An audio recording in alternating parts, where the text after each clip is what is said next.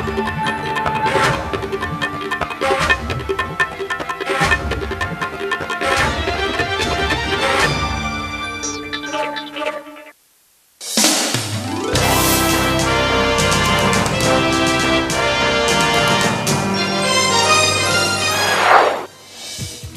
Police ने sex racket का भंडाफोड़ किया है। वहीं सेक्स रैकेट में गिरफ्तार संचालक ने मां बेटे के रिश्ते को ही शर्मसार कर दिया। राजधानी पटना के कंकड़बाग थाना क्षेत्र के पीसी कॉलोनी में सेक्स रैकेट का भंडाफोड़ करते हुए संलिप्त संचालक और संचालिका को पुलिस ने गिरफ्तार कर लिया। वहीं पुलिस ने आपत्तिजनक सामान के साथ शराब की बोतल भी बरामद की है। संचालिका ने अपने संलिप्तता स्वीकार करते हुए बताया कि पति के मौत के बाद कर्जदार के बोझ तले दबे होने के कारण इस धंधे में आना पड़ा। वहीं पीड़ित युवती को इस घिनौने धंधे से भी पुलिस ने मुक्त करा लिया है। बताते चले कि मुक्त कराए गए लड़की ने बताया कि अपनी मन मर्जी मुताबिक कोलकाता से पटना आई थी। वहीं इस काम के लिए मुझे 3000 रुपए भी दिए जाते थे। साथ ही गिरफ्तार संचालक ने बताया कि मां बेटे बताकर कमरे को किराए पर लिया था और फोन से ग्राहकों को बुलाया जाता था। आपसे कैसे कांटेक्ट करती हैं ये? मैं तो इनके पहली बार आई हूँ। तो कैसे आई इनके पास? कलकत्ते से आई हूँ। नहीं, तो ये कांटेक्ट कैसे किया आपको? अच्छा, ये आए थे वहाँ पे एक दलाल है। हाँ। वहाँ तो बहुत ही दलाल एक नहीं है। उनसे देखा हुआ इनका, उनसे देखा हुआ, बातचीत हुआ, देख के पसंद किया। पढ़ी लिखी कितनी है? मैं पढ़ी नहीं हूँ। क्या ये जबरदस्ती नहीं है? जबरदस्ती नहीं कराया गया? जबरदस्ती नहीं है मेरा, मैं अपनी मर्जी से कर रही थी। छापेमारी के क्रम में एक महिला, एक पुरुष और एक बंगाल की युवती थी, वो और एक ग्राहक चुटकिया बाजार का रहने वाला है। 4 लोगों को गिरफ्तार किया। आपत्तिजनक सामान था, साथ में एक रॉयल स्टैग का 750 ml का बोतल भी मिला है। तो ये लोग इमोरल ट्रैफिक एक्ट में संलिप्त हैं। क्या बता रहे हैं, कब कितने दिनों से लोग यहाँ है? यहाँ तो अभी बता रहे हैं कि जस्ट 15-20 दिनों से यहाँ पर आए हैं। कौन कौन लोग हैं और इसके साथ की जानकारी? अभी उस पर हम लोग काम कर रहे हैं, पूछताछ हम लोग कर रहे हैं। फिलहाल पुलिस ने दोनों आरोपी को जेल भेज दिया है। अपने सहयोगी अकबर के साथ संजय कुमार, न्यूज़ इंडिया, पटना। बिहार विधान परिषद के 4 सीटों को लेकर सियासी खींचतान थमता नहीं दिख रहा। कांग्रेस के खड़ा होने के बाद एक बार फिर यह सवाल उठने लगा है कि क्या जेडीयू का कांग्रेस कनेक्शन तो नहीं, क्योंकि जिस प्रकार गया में जेडीयू ने पूरे मामले पर पल्ला झाड़ा है, तो सवाल उठता है कि क्या आरजेडी को कमजोर करने की एक बड़ी कोशिश तो नहीं। दरअसल हम गया कि अगर बिहार विधान परिषद की उन दोनों सीटों पर देखें, एक तरफ राजद के खिलाफ जहां विपक्षी यानी बीजेपी खड़ा है, वहीं दूसरी तरफ अपने सहयोगी दल यानी कांग्रेस भी खड़ा है। वैसे इस मामले पर बिहार के मुख्यमंत्री नीतीश कुमार हो या फिर जेडीयू के दूसरे बड़े नेता, लगातार इस पूरे मामले पर वो चुप्पी साधे हुए हैं। लेकिन उनका यह मानना जरूर है कि बिहार विधान परिषद की सीटों को लेकर अपना एक अलग तालमेल और गणित होता है, और उसी कड़ी में कांग्रेस गया कि उन दोनों सीटों पर चुनाव लड़ रहा। वैसे अगर हम इस पूरे मामले को देखें, जिस प्रकार जेडीयू कहीं न कहीं बैकफुट पर है और कोशिश उसकी यही है कि जो सीटें हैं उस पर कांग्रेस हमलावर हो। लेकिन अगर इस पूरे मामले को लेकर विपक्ष की बात करें, विपक्ष लगातार सवाल उठा रहा और साथ ही बीजेपी नेताओं ने चुटकी लेते हुए यह भी कहा कि ये तो महज 4 सीटों का सवाल है, आगे आगे देखिए महागठबंधन के अंदर होता है क्या।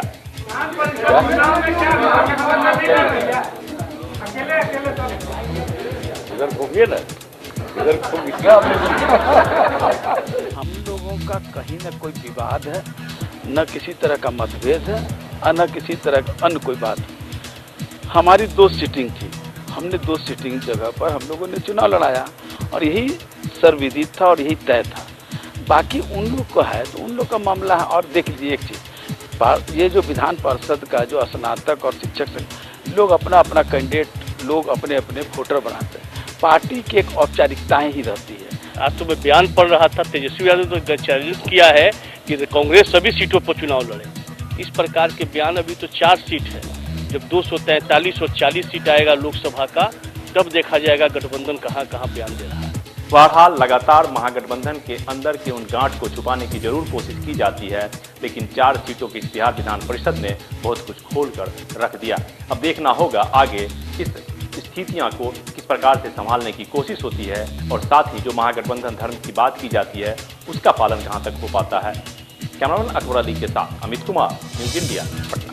पटना के फुलवारी थाना क्षेत्र स्थित मौर्य विहार कॉलोनी में चंदन नामक युवक की शराब माफियाओं ने पीट कर हत्या कर दी थी। दरअसल चंदन का गेंद उन शराब माफियाओं के अड्डे पर चला गया था जहां शराब का कारोबार काफी दिनों से चल रहा था और इसी कारण चंदन की हत्या शराब माफियाओं ने कर दी थी। हालांकि अभी तक अपराधियों को गिरफ्तार नहीं किया जा सका है और आज इसी बात को लेकर स्वर्ण सेना के कार्यकर्ताओं ने पटना के कारगिल चौक पर श्रद्धांजलि सभा के रूप में कैंडल मार्च निकाला है। स्वर्ण सेना के कार्यकर्ताओं ने साफ तौर से मांग की है कि जिस तरह से मुख्यमंत्री नीतीश कुमार ने शराब बंद कराने को लेकर जन भागीदारी का आंदोलन किया था, उसी कड़ी में चंदन ने भी पुलिस को इन शराब माफियाओं की सूचना दी थी। कहीं न कहीं ये उसी का फलाफल है कि चंदन की हत्या शराब माफियाओं द्वारा कर दी गई है। 19 फरवरी को फुलवारी शरीफ के मौर्य विहारी इलाके में एक निर्दोष चंदन की जिस तरह से मासूमियत से निर्दोष चंदन की जिस तरह से हत्या कर दी जाती है शराब माफियाओं के द्वारा, ये चंदन जो कि इसकी गलती सिर्फ इतनी थी कि खेलते हुए इसके बॉल शराब माफियाओं के जहाँ पे वो लोग शराब बनाते हैं वहाँ पे उनकी बॉल चली गई थी और बस इतने में उन्होंने रड घोप करके उस मासूम की हत्या कर दी। एक और जहां नीतीश कुमार जी ये बयान देते हैं कि इस शराबबंदी हम पूरे बिहार में लागू करेंगे, इसमें आप लोग हमारी साथ दें, और जब युवा कोई उनकी मदद करता है और शराब माफियाओं के द्वारा उनकी हत्या कर दी, युवाओं की हत्या कर दी जाती है और हत्या के 36 घंटे बीत जाने के बाद भी अपराधियों की गिरफ्तारी नहीं हो पाती है, कोई युवा इस समाज की तरक्की में क्यों साथ देगा? स्वर्ण सेना के कार्यकर्ताओं ने साफ तौर से इस हत्या के पीछे जिन भी अपराधियों का हाथ है उनकी जल्द से जल्द गिरफ्तारी की मांग की है और साथ ही साथ सीबीआई जांच की भी मांग कर डाली है। कैमरा पर्सन मोहित कुमार के साथ नीरज त्रिपाठी, न्यूज इंडिया, पटना। पटना के एक पुराने यौन शोषण के मामले में आज एक नया मोड़ आ गया जब पीड़ित युवती ने मीडिया के सामने खुल करके कई राज खोले।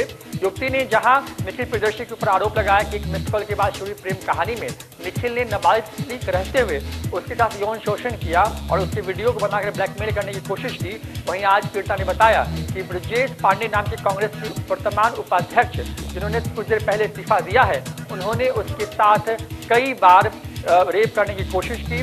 लगातार वीडियो के नाम पर उनके साथ में एक तरीके से जो शोषण है वो किया जाने लगा। पीड़िता ने बताया है कि अगर उसके साथ इंसाफ नहीं होता है तो आत्महत्या कर लेगी। पीड़िता ने साथ ये भी कहा है कि निखिल प्रियदर्शी के ताल्लुकात कई महत्वपूर्ण IAS IPS अधिकारी और उनके बच्चों से है जिसका वो नाजायज फायदा उठाता रहा है। पीड़िता ने आज DGP के बेटे का भी नाम लिया और बताया कि वो निखिल का अच्छा दोस्त है और उसी की हनक की वजह से इस पूरे मामले में अब तक कार्रवाई नहीं हुई है। पीड़ित युवती ने कहा है कि अगर कार्रवाई नहीं की गई तो उसके पास मौत के सिवा कोई दूसरा रास्ता नहीं बचेगा। पीड़िता ने निखिल, ब्रजेश पांडे के साथ साथ तमाम उन लोगों पर कार्रवाई की मांग की है जो उसके साथ यौन शोषण और इस पूरे मामले में सामने थे। जैसा हमने पूरी घटना बताई, शुरुआत से वो निखिल के यहाँ आते थे और उसके बाद बोरिंग रोड स्थित फ्लैट में जब निखिल ने मुझे माजा दिया था और उस ड्रिंक में कुछ मिला हुआ था, जब मैं इंटॉक्सिकेट हो गई थी, कॉन्शियस नहीं थी, तब निखिल मुझे बिना बताए इस कमरे से बाहर निकल गया था और ब्रजेश पांडे ने उसने मेरे साथ गलत बैड टच करने की कोशिश की थी, इनफैक्ट किया था। उसके बाद मैं बहुत शर्मसार हो चुकी थी, हमने बहुत विरोध किया, उसकी वजह से निखिल ने मुझे बहुत मारा भी, जान मारने की धमकियां दी गई। फादर से भी कंप्लेन किए तो फादर भी कहे जो बेटा किया है सही किया है, तुम दलित समाज से हो, हम लोग लाला समाज से हम लोग शादी नहीं कर सकते। अविलंब ऐसे लोगों पर कार्रवाई की जानी चाहिए और कम से कम कांग्रेस को ऐसे लोगों को अविलंब पार्टी से निलंबित करना चाहिए और बीजेपी का कोई दूर दूर तक कोई संबंध नहीं। हम तो जानते भी नहीं कौन ब्रजेश पाठक और क्या मामला है, लेकिन मैंने देखा अखबार में कि बीजेपी ने मुझे फंसा दिया। अब वो DGP बोले कि बीजेपी बोले, लेकिन अखबार में छपा बीजेपी ने फंसा दिया। तो अब पुलिस तो हमारी नहीं है, पुलिस तो उन्हीं की है और पुलिस ने सुपरविजन में इस बात को ट्रू किया है कि ब्रजेश पाठक भी जो है, और ये कौन है, नितिन प्रियदर्शी या जो भी नाम है, कौन प्रियदर्शी, उनको भी अविलंब गिरफ्तार किया जाना चाहिए। और कौन IPS अधिकारी हैं जो ऐसे लोगों को संरक्षण दे रहे हैं, इसलिए सरकार को ऐसे लोगों पर कठोर कदम उठाए जाना चाहिए। CID जांच कर रही है, CID देख रही है इस चीज को। आप सही जगह पर खड़े हैं। कैमरा पर्सन मोहित के साथ रोहित कुमार, न्यूज़ इंडिया, पटना। मुजफ्फरपुर में एक ट्रक विदेशी शराब जब्त की गई।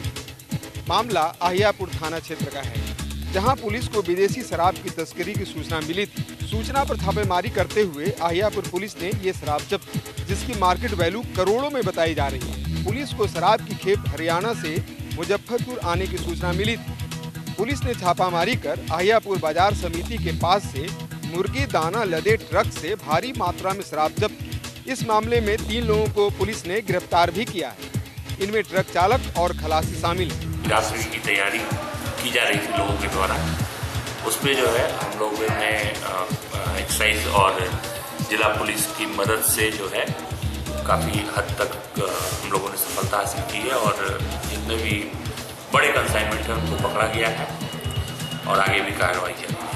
मुजफ्फरपुर से राजीव रंजन के साथ मैं विनोद सरन, न्यूज़ इंडिया।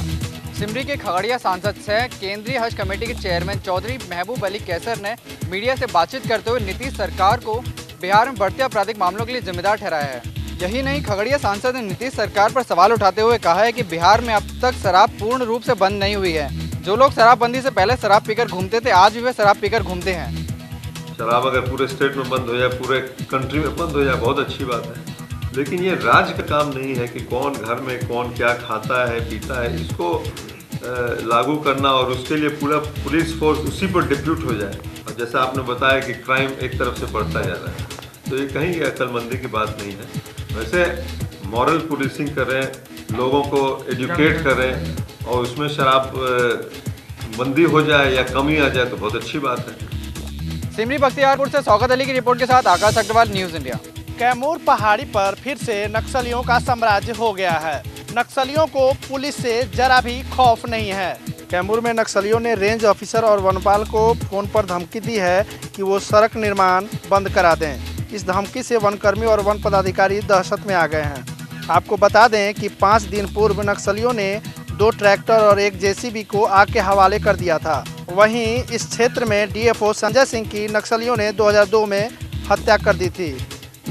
ये घटना बहुत ही दुस्साहसिक घटना है कि इतना उसके मोबाइल सर्विलेंस पे होना, बार बार घटना की पुनरावृत्ति होना, तो हमारे वनकर्मी काफ़ी दहशत में है और साथ ही मजदूर भी काफ़ी दहशत में है। तो ये काफ़ी चुनौतीपूर्ण कार्य होगा कि उनमें सुरक्षा का भावना रिस्टोर करते हुए पुनः है जो सड़क ये महत्वपूर्ण जो कार्य है इसको पूरा किया जाना। तो इसके लिए पूरा हमें पुलिस प्रशासन से, जिला प्रशासन से काफ़ी हमें सहयोग की आवश्यकता होगी। हमें विश्वास है कि उनका हमें अपेक्षित सहयोग मिलेगा। जिलाधिकारी ने तो मुझे पूर्ण तरह से आश्वस्त किया है कि किसी प्रकार की इसमें ढिलाई नहीं होगी, आपको पूर्ण सहयोग दिया जाएगा। न्यूज़ इंडिया के लिए कैमूर से देवव्रत तिवारी के साथ हिमांशु शेखर। सासाराम में शराब की बड़ी खेप पकड़कर पुलिस को बड़ी कामयाबी हाथ लगी है। पुलिस को गुप्त सूचना मिली थी कि झारखंड के पलामू से पिकअप वैन में अवैध शराब की बड़ी खेप आने वाली है। पुलिस तत्काल हरकत में आई और पूरे इलाके की नाकेबंदी कर दी गई। जैसे ही शराब से लदी वैन नेशनल हाईवे 2 पर पहुंची, पुलिस ने वैन को ड्राइवर समेत धर दबोचा। वहीं वाहन से देसी शराब के 10,000 पैकेट और विदेशी शराब से भरी 20 पेटियों को बरामद कर ड्राइवर को गिरफ्तार कर लिया गया है। साथ ही पिकअप को कब्जे में ले लिया गया है। पिकअप वाहन से पलामू की ओर से भारी मात्रा में देशी और विदेशी दारू आने वाली है। इस सूचना के संदर्भ में 2 टीम बनाई गई। देही थाना अंतर्गत थानाध्यक्ष के नेतृत्व में एक टीम जो है कि सोन ब्रिज के पास और दूसरी सोरा मोड़ के पास खड़ी उसका इंतजार करने लगी। जैसे ही पिकअप वाहन सोन ब्रिज को क्रॉस की, उस गाड़ी का पीछा किया जाने लगे, लेकिन वो भागने लगी। अंततः उसको बागीचा रेस्टोरेंट के पूर्व दोनों टीम ने मिलकर पकड़ लिया। ड्राइवर भागने का प्रयास किया, लेकिन फिर भी उसे दबोच लिया गया। उस पिकअप वाहन में करीब 10,000 विदेशी पाउच और रॉयल स्टेक के 750 ml के 36 पीस, 375 ml के 120 पीस, 180 ml के 288 पीस और इंपीरियल ब्लू 180 ml का 288 पीस भारी मात्रा में दारू पकड़ाया है। न्यूज़ इंडिया के लिए सासाराम से रंजन सिंह के साथ मैं सूर्या बरसवाल। बिहार में रंगदारी का खेल बदस्तूर जारी है। ताजा मामला सासाराम का है। सासाराम के नगर परिषद के कार्यपालक पदाधिकारी मनीष कुमार से 2 लाख की रंगदारी मांगी गई है। ये रंगदारी उनके सरकारी मोबाइल पर मांगी गई। फोन करने वाले ने अपना परिचय नक्सली कमांडर के रूप में दिया। इसके बाद मनीष कुमार ने अपने वरीय पदाधिकारियों को इसकी सूचना दी है। साथ ही मॉडल थाना में प्राथमिकी भी दर्ज कराई है। पुलिस मामले की छानबीन कर रही है। जहां एक और नक्सल पर लगाम कसने की बात की जा रही है, वहीं बिहार में नक्सली कहीं ना कहीं अब रंगदारी के बिहाफ पर लोगों को परेशान करते हुए नजर आ रहे हैं। मेरे सरकारी मोबाइल पे फ़ोन आया, ठीक है, और फ़ोन पे बताया गया कि हम एमसीसी के एरिया कमांडर बोल रहे हैं। हम बोले कहाँ से बोल रहे हैं, तो बताया कि रोहतासगढ़ किला से बोल रहे हैं। तो और उसके बाद अभद्र भाषा का इस्तेमाल किया गया, ठीक है, और धमकी दिया गया कि जो आप 2 लाख रुपया जो है हमको 2 दिन के अंदर पहुँचाइए, नहीं तो आपको जान से मार दिया जाएगा, और मतलब वही काम सही से कीजिए, ये कर देंगे, इस तरह का धमकी वगैरह दिया गया, ठीक है। लेकिन जब नाम पूछा कि आप कौन बोल रहे हैं का, तो बताया नहीं गया, नाम नहीं बताया गया, सिर्फ इतना ही कहा गया कि हम एमसीसी के एरिया कमांडर बोल रहे हैं। रोहतास से रंजन सिंह की रिपोर्ट के साथ अंकुर जाकर, न्यूज इंडिया। बांका में पुलिस और सुरक्षा बल के ज्वाइंट ऑपरेशन में एक नक्सली को मार गिराया है। पुलिस के लिए ये बेहद बड़ी कामयाबी है। बता दें कि सुइया थाना क्षेत्र के हरदिया दहीबाड़ा के जंगल में पुलिस को नक्सली होने की गुप्त सूचना मिली, जिसके आधार पर एसपी राजीव रंजन ने एक स्पेशल टीम का गठन किया। रात में करीब 2 बजे जैसे ही पुलिस हरदिया दहीबाड़ा के जंगल में पहुंची, नक्सलियों ने पुलिस पर गोलीबारी शुरू कर दी। दोनों तरफ से कई घंटों तक मुठभेड़ चली। सुबह जब गोलीबारी रुकी तो सुरक्षा बल ने कुख्यात नक्सली और एरिया कमांडर मंटू खैरा को मार गिराया था। जंगल में पुलिस को AK-47 SLR सहित काफी मात्रा में कारतूस और एक मोबाइल मिला है। बता दें कि कुख्यात नक्सली मंटू खैरा पर 50,000 का इनाम भी था। सूचना मिली थी कि दहीबाड़ा जंगल में मंटू खैरा का दस्ता मौजूद हुआ है, जो किसी बड़ी नक्सली घटना को अंजाम देने की योजना बना रहा है। इस सूचना पर हम लोगों ने एक टीम गठित करके वहाँ नक्सल अभियान चलाया। पुलिस दल जैसे ही वो दहीबाड़ा पहाड़ पर चढ़ना शुरू किया तो नक्सलियों के द्वारा फायरिंग शुरू कर दी, और इस मुठभेड़ में नक्सलियों के द्वारा काफ़ी ज़्यादा फायरिंग किया गया पुलिस पर। पुलिस ने भी आत्मरक्षा फायरिंग किया है, और जब पूरे एरिया की तलाशी ली गई तो एक नक्सली का शव पाया गया। न्यूज इंडिया के लिए बांका से वीरेंद्र कुमार की रिपोर्ट के साथ भानु दीक्षित। महाशिवरात्रि के दिन बाबा नगरी देवघर में भव्य शिव बारात निकाला जाता है। महाशिवरात्रि को लेकर पूरे बाबा नगरी को दुल्हन की तरह सजाया जा रहा है। देवघर की शिव बारात पूरे देश में मशहूर है। इस दिन यहाँ लाखों श्रद्धालु बाबा भोले की पूजा अर्चना करने और संध्या में निकलने वाली शिव बारात में शरीक होने पहुँचते हैं। इस वर्ष बारात समिति का 24वां वर्ष पूरा हो रहा है। यहाँ की शिव बारात काफी आकर्षक होता है। दिन में जहाँ पूरे मंदिर में चार्टर ट्रेन से पुष्प वर्षा की जाएगी, वहीं संध्या में भव्य शिव बारात में तरह तरह की झांकियां और लोक नृत्य लोगों को देखने को मिलेगा। बैंड बाजों से सुसज्जित इस बारात में देवी देवताओं के साथ साथ हाथी, घोड़े और ऊंट भी शामिल होंगे। शिवरात्रि को लेकर पूरे बाबा नगरी को चंदन नगर की आकर्षक विद्युत सज्जा कर दुल्हन की तरह सजा दिया गया है। इस बारात में निकलने वाली झांकियां की तैयारियों में कलाकार 1 महीने से दिन रात लगे हुए हैं। इस बार बारात का मुख्य आकर्षण 15 फीट लंबा कड़वा दैत्य है, जो कि काला धन रखने वालों पर आधारित होगा। साथ ही देश डिजिटल इंडिया की ओर बढ़ रहा है। इस मद्देनजर इस बार शिव बारात में ऐसी झांकियां बनाई जा रही है जो लोगों को डिजिटल और मेक इन इंडिया का महत्व बताते हुए इसे अपनाने का संदेश देगा। मंदिर में जो काला धन जो जमा हुआ था, जिन लोगों ने काला धन जमा किया था, अचानक जो 1000 और 500 का नोट जब बंद हो गया, उस समय उसकी क्या पोजीशन रही होगी, या जब उन्हें पता चला जो 1000 और 500 का नोट बंद हो गया, तो उस समय निश्चित रूप से वो सारे लोग काले धन वाले माथा पीट रहे होंगे। तो उस माथा पीटने वाली जो बात थी, उसको हम लोग शिव बारात में एक भयानक राक्षस को बनाया है, जो कि काफ़ी भयावह है। कम से कम 14-15 फीट हाइट का है, जो मुख्य आकर्षण में हम लोग लिए हुए हैं। वो नोटों के ढेर में दबा हुआ रहेगा और वो अपना लगातार माथा पीटते हुए शिव बारात में चलेगा। हमारा देश, हमारे प्रधानमंत्री के इच्छानुसार देश पूरे इंटरनेशनली डिजिटलाइज हो रहा है। हमारे देश में बहुत सारे नया ऐसे प्रयुक्ति आ रहा है जो अंतर्राष्ट्रीय स्तर पे देश को बहुत ख्याति देगा। हम देवघर में शिव बारात में भी उसी का एक झलक दिखाना चाह रहे हैं, जो किस तरह से make in India, digitalised India आगे बढ़ाया जा सकता है। और पता चला है जो देवघर में अंतर्राष्ट्रीय हवाई अड्डा बनने जा रहा है, मंदिर में जो बाबा को चढ़ावा चढ़ता है वो ऑनलाइन चढ़ावा चढ़ने का व्यवस्था हो जा रहा है।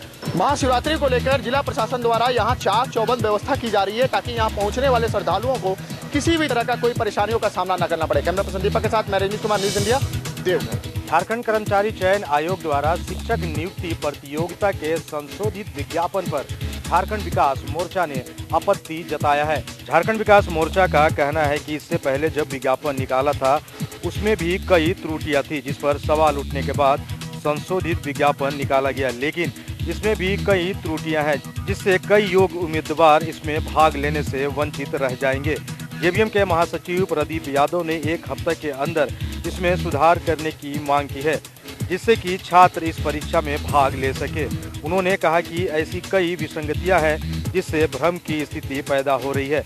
जैसे कृषि विषय के लिए संबंधित विषय में 45% अंकों के साथ स्नातक डिग्री और बीएड या समकक्ष डिग्री, जबकि कृषि डिग्री के साथ बीएड की डिग्री देश के किसी कोने में उपलब्ध नहीं है।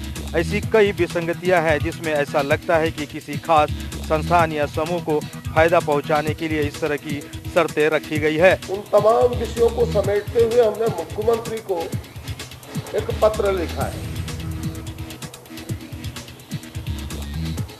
और हमने चर्चा प्रारंभ की है इस रूप में कि संशोधित विज्ञापन के पूर्व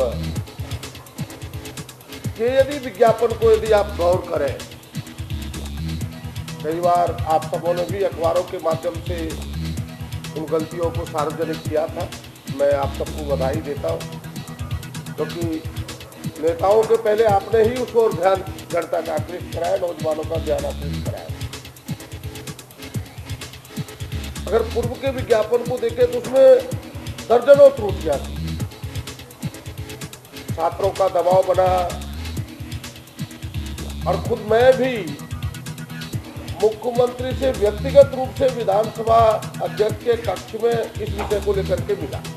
बहरहाल झारखंड विकास मोर्चा के विधायक दल के नेता प्रदीप यादव ने मुख्यमंत्री रघुवर दास को चिट्ठी लिखकर यह मांग किया है कि इस गड़बड़ी को जल्द से जल्द ठीक नहीं किया जाएगा तो 2 मार्च को पार्टी इस मुद्दे को लेकर आंदोलन करेगी। अपने सहयोगी मंटू सिंह के साथ सुजीत कुमार, न्यूज इंडिया, रांची। छत्तीसगढ़ और राजस्थान के बाद अब झारखंड में भी सरकार बेचेगी शराब। राज्य सरकार की कैबिनेट की बैठक में आज सरकार ने इस फैसले पर अपनी मुहर लगाई है। झारखंड सरकार 1 अगस्त से राज्य में खुदरा शराब की बिक्री निजी हाथों से खत्म कर सरकारी दुकान खोलकर बेचेगी।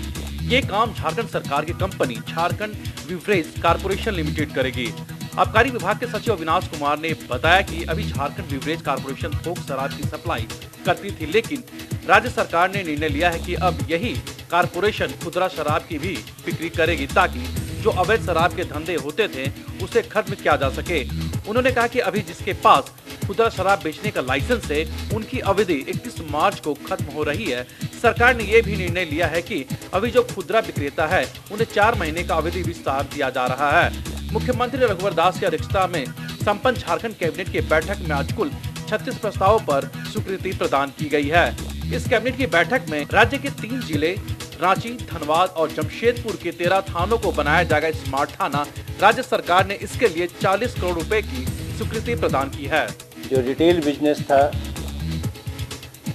शराब से संबंधित, वह लाइसेंसी के माध्यम से दुकानें संचालित होती थी। राज्य सरकार ने आज निर्णय लिया है कि 1 अगस्त 2017 से झारखंड बेवरेज कॉरपोरेशन लिमिटेड, जो राज्य सरकार की उपक्रम है, वह रिटेल बिजनेस को भी संचालित करेगी। अभी होलसेल के बिजनेस को यही कॉरपोरेशन JSBCL संचालित कर रही है।